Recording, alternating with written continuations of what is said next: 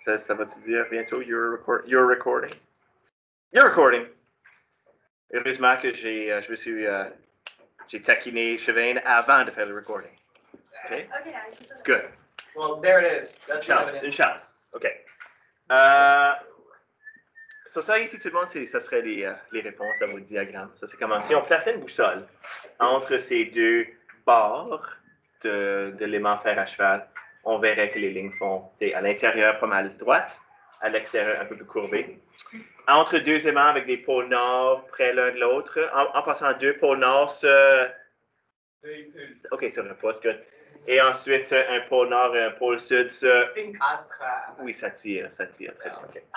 Ça tire. Alors, très bien. OK, alors, c'est comme ça que les lignes de champ magnétique Les lignes de champ magnétique vont de nord à sud. Puis, comme j'ai dit, qu'est-ce que les Canadiens font en hiver? Ils vont vers le sud. C'est une petite façon. Petite histoire pour vous rappeler. Oui. Oui. Poule numéro 3. Numéro 3. De quoi est-ce que les flèches à l'intérieur à l'envers? Oh, bonne question. Elles vont aller de sud à nord, je présume. Peut-être qu'elles vont faire ça ici, je ne sais pas. Je vais juste deviner. OK? Si j'étais sur un game show, puis on me pose cette question-là, c'est ce que je devinerais. OK? Est-ce que j'ai gagné 10 000 $? Je ne sais pas. Yeah. OK? Oui. Si vous voulez continuer à l'intérieur, oui. À l'intérieur, elles vont de sud à nord. Oui. Where's Sarah Palma? She got ran over by a red car. She got ran over in the canal. Elle fait du vapotage. By a red car. Elle fait du vapotage. Yeah. OK. OK. Oh, ben, c'est pas grave. C'est pas grave. OK. Alors, ça serait... Oh, ça, c'est mieux que vous pourriez. Ça, c'est comme mieux que je m'attendrais. OK, alors, faites de votre mieux comme toujours. OK, on va parler un petit peu aujourd'hui, tout le monde, de la théorie des domaines, qui est une théorie, OK, on l'appelle la théorie des domaines. On n'a pas parlé en début d'année, parce que le début de cette année était un peu bizarre. On n'a pas commencé avec la petite unité qui parle comment est-ce que les connaissances qu'on a acquises, comment est-ce qu'on les a acquises. Puis une des choses duquel on parle, c'est des théories. Puis on parle, c'est certaines théories, théorie du Big Bang, théorie de la relativité. Voici une théorie des domaines. C'est une idée qu'on utilise pour expliquer un phénomène qu'on voit, quelque chose qu'on utilise, une idée, pour expliquer ce qu'on observe. OK? Et puis la théorie des domaines nous aide à expliquer le fonctionnement du magnétisme. Oui. Okay, so les théories ont des preuves, right? Oui. But they're not real necessarily. Ben, c'est qu'elles sont la meilleure explication qu'on a pour ce qu'on observe. Elles peuvent être modifiées quand on fait de nouvelles observations, quand on ne peut pas expliquer un certain comportement par la théorie en place. Elles peuvent être modifiées, les théories. So it's like fake reality. C'est pas fake, c'est aussi près de la réalité qu'on peut atteindre. It's not real. It's just close. It's like nothing. Not the essence. Théorie est supportée par des observations et des expériences. Right. Oui, But c'est it was never true. C'est pas une loi, parce que des lois... la nature observe les Les lois. lois sont prouvées mathématiquement. But theories, no. They're just Well, no, like experience. Comme je peux pas aller reproduire le Big Bang, par exemple. Right. Ou comme C'est une démontrer avec une loi l'évolution. Mais il y a une théorie qui démontre l'évolution parce que c'est basé sur beaucoup d'observations et d'expériences, etc. logique, scientifique. Okay. There's no higher level than theory. Like a theory can't become a law. If someone. Ben, comme je l'ai dit, les lois, c'est mathématique. Right. C'est- Yeah. OK. Alors, moi, ce que je vais faire, c'est que je vais vous montrer, on va parler de la théorie des domaines, un petit peu comment elle fonctionne. C'est très simple. Et puis, je vais vous faire quelques petites démonstrations qui appuient cette théorie-là, tu sais, qui pourrait aller prouver qu'elle fonctionne. Elle vient d'un monsieur Coulomb.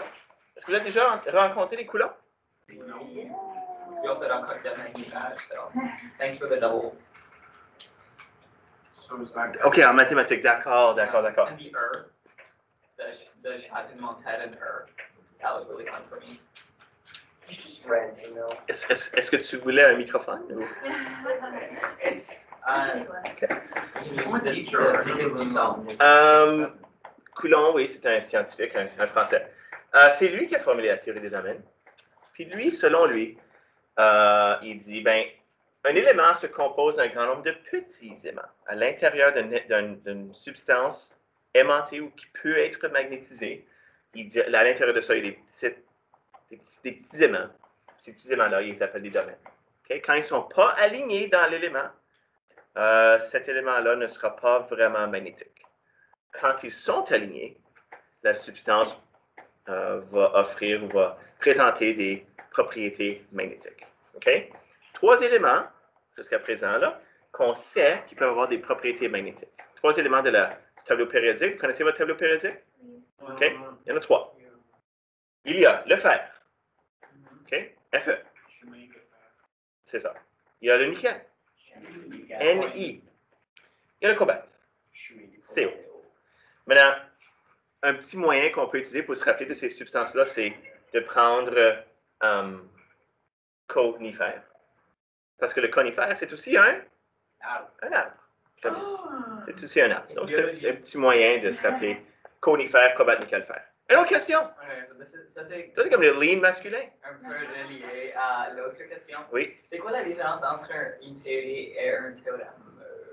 Le théorème, c'est mathématique. Okay, but it's not proved, like a loi. Oh, oui. Oh, so what's the difference between a law and a théorème? Bonne question. Une loi, ça a souvent, d'après moi, des applications scientifiques. Le théorème, d'habitude, c'est purement mathématique. Yeah. D'après mes expériences. Je ne sais pas si ça, c'est la vraie raison. Yeah. OK? Well, what do you know? Pas grand-chose. So, en tout cas, les substances qui ont du cobalt, du nickel, du fer, maintenant, j'ai lu il y a quelques années un article qui disait que le carbone aussi présentait, dans certaines circonstances, des propriétés magnétiques, mais on ne va pas parler de ça, OK? Cobalt, nickel, fer, ça suffit. Comme j'ai dit, ces substances-là auraient à l'intérieur d'elles des petits aimants, des petits dipôles magnétiques, pôle nord, pôle sud. Des substances qui seraient impossibles à aimanter, OK, ça serait... Il n'y aurait pas de dipôle magnétique. Okay? Ça serait, disons, l'arrangement de leurs atomes. Whatever. Voici une substance, une image qu'on pourrait se donner d'une substance qui est magnétique, mais qui n'est pas magnétisée. D'accord? Elle aurait des domaines qui seraient orientés dans toutes sortes de domaines aléatoires, n'est-ce pas? Aléatoire. Est-ce que vous connaissez le sens du mot aléatoire? Random. C'est ça. Vous adorez dire ça. So, he talked to me today, so random. J'entends parler. Ça, c'était tellement aléatoire. Ça, c'est des domaines qui sont tous orientés de manière aléatoire. Quand une substance devient magnétisée, c'est possible de magnétiser une substance, ce qu'on va faire, c'est aligner tous ces domaines pour qu'elles soient orientées dans la même direction. Voici une substance magnétique, cobalt, nickel, fer, comme ça ici, mais qui est maintenant magnétisée. On a aligné ces domaines. Okay? Puis moi, je vais tenter de vous faire voir comment la théorie des domaines fonctionne. En passant, après ça, aujourd'hui, tout le monde fait une petite leçon. Après ça, j'ai la vidéo sur le magnétisme, une vidéo générale sur le magnétisme qu'on regarde. Dis-moi pas. Absolument. Il y a des barres de fer qui peuvent être non magnétisées, mais elles peuvent aussi être magnétisées. Ça dépend si ces domaines sont alignés, oui ou non. Une autre question? Yeah. Qu'est-ce que le préfixe fado veut dire? Like, what is fado mean? Fer. Avec une substance avec du fer dedans. So, is there like a ni magnetic? Tu peux regarder. Moi, j'ai aucune idée. Peut-être. C'est possible que oui. OK? J'ai pas pris Physics of Materials à l'université. Bon. OK. So, qu'est-ce que la théorie des domaines peut expliquer? Une théorie, c'est quelque chose qui peut aider à expliquer des choses qu'on voit. OK? La théorie des domaines explique les 4 choses suivantes. L'induction magnétique. L'induction magnétique, c'est tu approches un élément près d'une substance magnétique, ça fait tourner les domaines de cette substance-là, puis elle devient aimantée. L'induction magnétique. Okay? Comme, par exemple, cette barre ici, je ne pense pas qu'elle est magnétisée normalement. OK. Mais, si je l'approche près d'un champ magnétique comme ça ici, les domaines de cette barre magnétique-là, oh, je devrais faire ça devant la caméra. Allô? Est-ce que vous voyez le... Non, ça va pas marcher. Ça va-tu marcher, ça, ici? Le monde à la maison, ils vont être là. Bon, j'ai mis là de 40 minutes. Il a presque rien dit. Oh, here we go. Ça, c'est un aimant. Si je mets la barre près de l'aimant, cette barre ici qui n'est pas magnétisée, j'ai des petites punaises ici, là. Je vais essayer de les ramasser avec ma barre. Non, je ne peux pas. Mais en approchant la barre près de l'aimant, les domaines dans la barre vont s'aligner. Okay? Puis là, ce qui va arriver après un bout de temps, c'est ils vont s'attirer. Okay? Parce qu'il y a un pôle qui va être induit ici. Hop! Puis là, il s'aligne. Hop! Okay? En tout cas, c'est un élément très fort, ça, ici. Je vais revenir là-dessus. Ça, c'est l'induction magnétique. C'est le fait de pouvoir prendre une substance et la rendre magnétique en approchant près de notre aimant. Alors maintenant, lorsque tu fais avec le clip, ça va fonctionner? Non, parce qu'en l'enlevant, les domaines redeviennent aléatoires. Laisse-moi voir si ça fonctionne, ça, ici. Oh! Le monde à la maison n'a pas vu ça. OK? OK, regarde. So là, si j'essaie de mettre la punaise, je peux-tu ramasser la punaise? Non.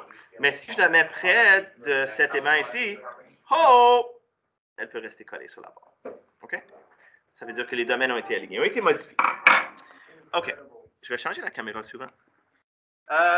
Continuons. La magnétisation d'un objet composé d'une substance ferromagnétique, donc composé de fer avec d'autres éléments à l'intérieur, okay? Comme l'acier par exemple. Steel, c'est un composé de fer et quelque chose d'autre que j'ai aucune idée. Okay?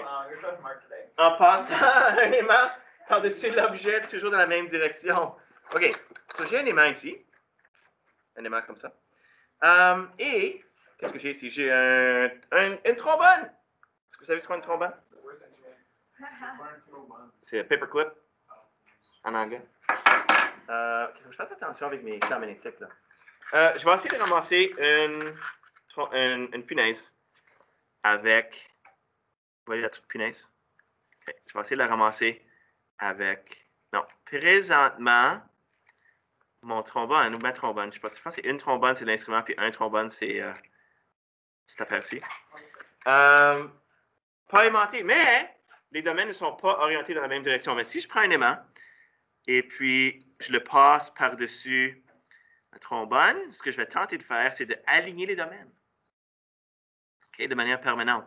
Puis là, après ça, cette trombone, tous les deux masculins, un trombone. Ok, je pense qu'il y avait une différence. Trombone, un tromboniste. Je suis un trombone qui joue de la trombone. OK. J'espère que j'ai aligné les domaines. Et là... Oh non, ça n'a pas fonctionné encore. Ça n'a pas fonctionné. C'est ce que je vais faire? Regardez ça ici. Je vais essayer une autre expérience. J'ai un aimant ici, pôle nord et rouge. Je vais ramasser des punaises. Oh, ça les ramasse très bien. Maintenant, je ne voulais pas que ça fonctionne si bien que ça.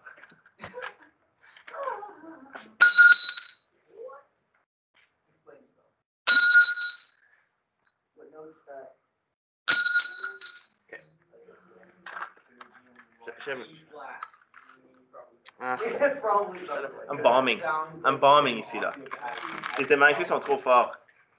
Parce que d'habitude, ce que j'aime faire, c'est montrer qu'un aimant n'est pas très fort. Peut-être que je peux prendre un autre aimant. J'ai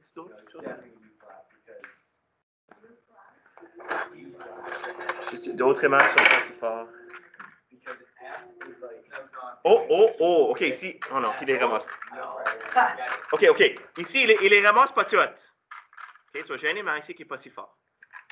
Qui n'est pas aussi fort que l'autre. Donc, ce que je vais faire, c'est que je vais le magnétiser. J'ai mon magnetizer ici. Regardez ça ici. Magnetizer. OK? So, ça ici, tout le monde. C'est un magnetizer. Oh! Exactement. Je vais aligner les domaines. Dans cette machine ici, là, je peux aligner les domaines. OK? Thanks. Ça l'envoie. Il y a des bobines de fil ici dedans, là. Ça va. Oui. C'est un fil enroulé. Pardon? Oui. OK. So là, on. Puis là, quand je vais appuyer le bouton ici, un courant va circuler, puis là, ça va induire un pôle nord ici, puis un pôle sud là. Puis là, ils vont devenir plus.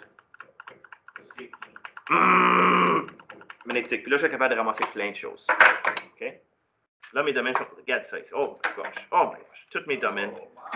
Oh, pas de problème maintenant. Je ramasse n'importe quoi. OK? Maintenant, oh my god. Là j'ai un problème. OK? Là, c'est comme quand j'ai donné le slinky à Chevin, puis il a tout mélangé. That was Isabella. Oh yeah, hein?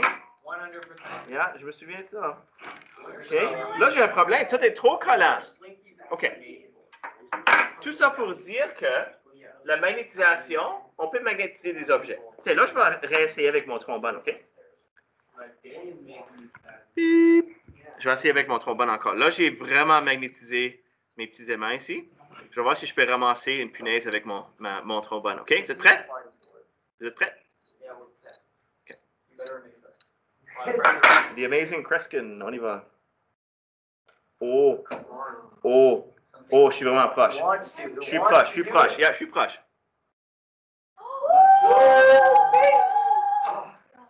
It's okay. You're still impressed. Define gravity. Oh, let's sing it right.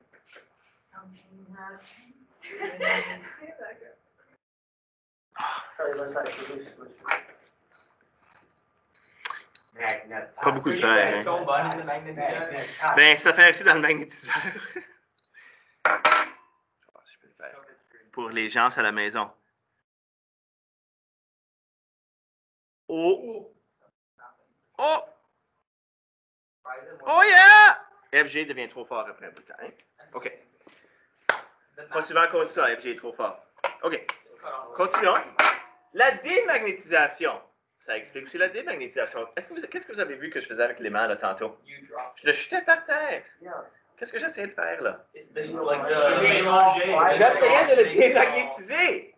Okay? Je voulais démagnétiser. La démagnétisation d'un aimant temporaire en le frottant, en le chauffant ou en le martelant pour désorienter les domaines magnétiques. Ça explique ça aussi.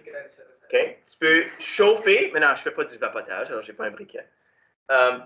Frotter, j'aurais pu faire ça. J'avais oublié. Mais moi, je préfère le marteler pour désorienter les domaines magnétiques. Exactement.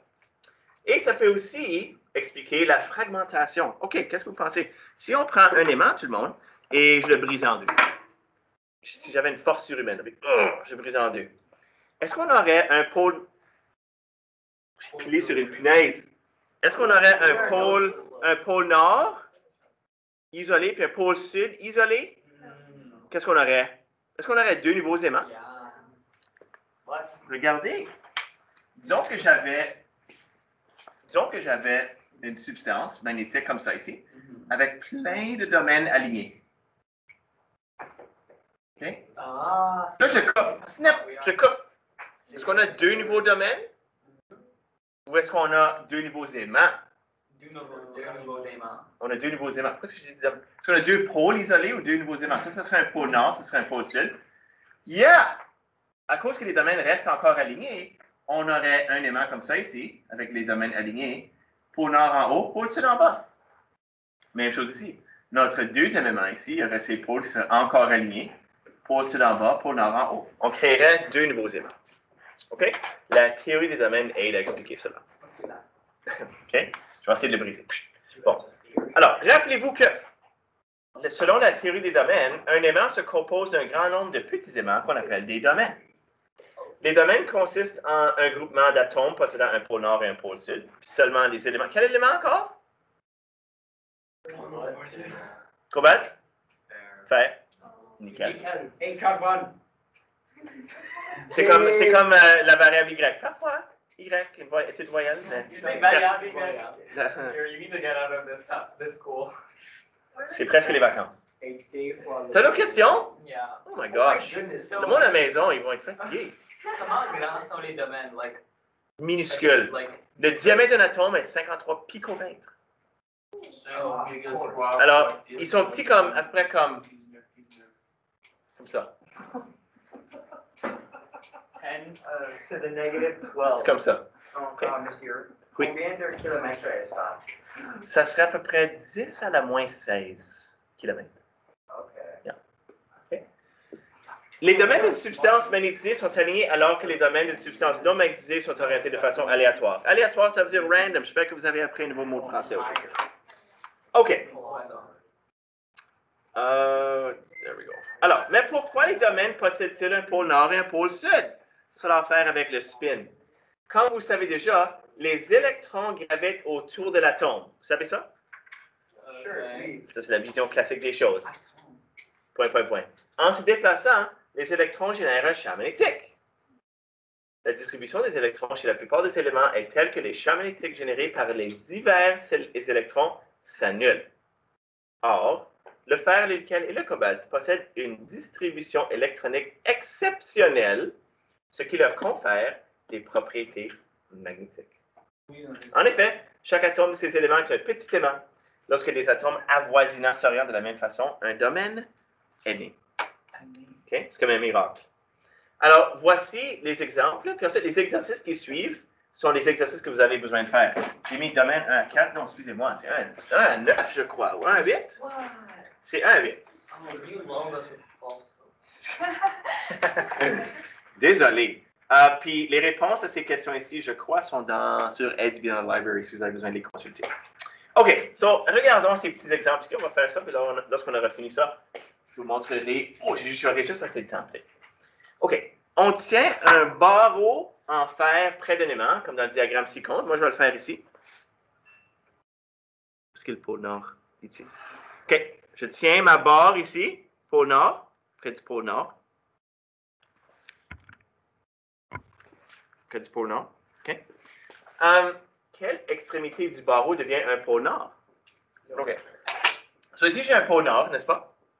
Est-ce que les lignes de champ magnétique sortent du pôle nord ou vont vers un pôle nord? Ça. OK. So, on aurait des lignes qui feraient ça ici. Oh!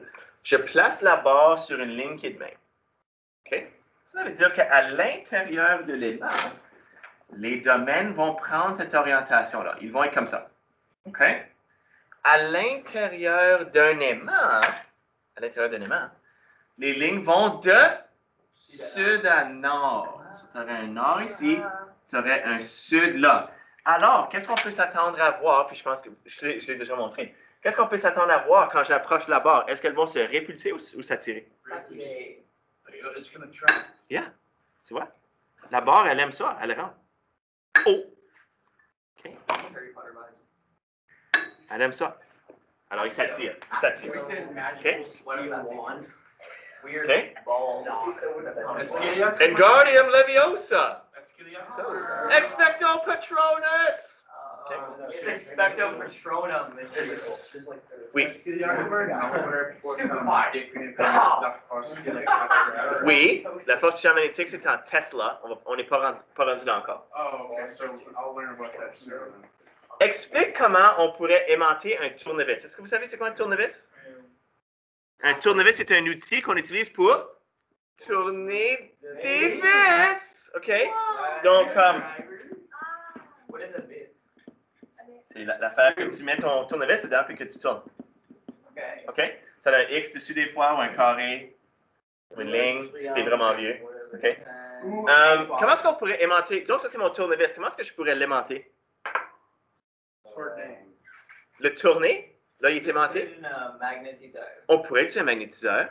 Quelle autre façon est-ce qu'on pourrait faire si on n'a pas un magnétiseur? On pourrait prendre un aimant, c'est ça, puis aligner les domaines de cette manière ici. En passant un aimant dessus, toujours dans la même direction, dans le but d'aligner ces domaines. Voilà. OK. Numéro 3. Explique à l'aide de la théorie des domaines les phénomènes suivants. Pourquoi un clou de fer? Est-ce que vous savez ce qu'est un clou? Oui. OK. Mais pas une vis. Se magnétise-t-il à proximité d'un aimant permanent? Sauf ça, c'est mon clou. Monsieur Blagden, est-ce que vous savez, Monsieur Blagden, Monsieur Blagden était comme vous il y a à peu près 10 ans. Yeah, that's good. Hein? You should stick around and help us. Commence à être vieux. Il était en arrière, oui, je me souviens. Yeah. Il jouait sur son téléphone avec Jenna Papa. Yeah. OK? Nice. Full math, though. Yes, that's what matters. C'est vrai. Pourquoi un clou de fer se magnétise-t-il à proximité d'un aimant permanent? Disons que ça, c'est mon clou. Pourquoi est-ce que la barre ici se magnétise? Parce que les choses Les choses, qu'est-ce qu'on étudie toute la classe? As we go. Ça commence avec un D. I choose you. Obey. Les domaines s'alignent. Très bien. Parce que les domaines s'alignent à l'intérieur de mon clou. C'est exactement. C'est le fun. Ensuite. Non, il n'y a pas d'image. Ça, c'est juste mathématique. Pourquoi un aimant perd-il parfois son caractère magnétique? Les domaines deviennent... Ils deviennent désalignés. Exactement. Ils deviennent tous désalignés. Alignés de manière aléatoire. OK? Ensuite, qu'arrive-t-il quand on coupe un aimant en deux? Qu'est-ce qu'on obtient? Deux petits aimants. Exactement. Très bien. Exactement. Exactement. No cat, who cares? On ne fait pas. OK? C'est tout pour aujourd'hui. On est fait. Non. Mr. Last game.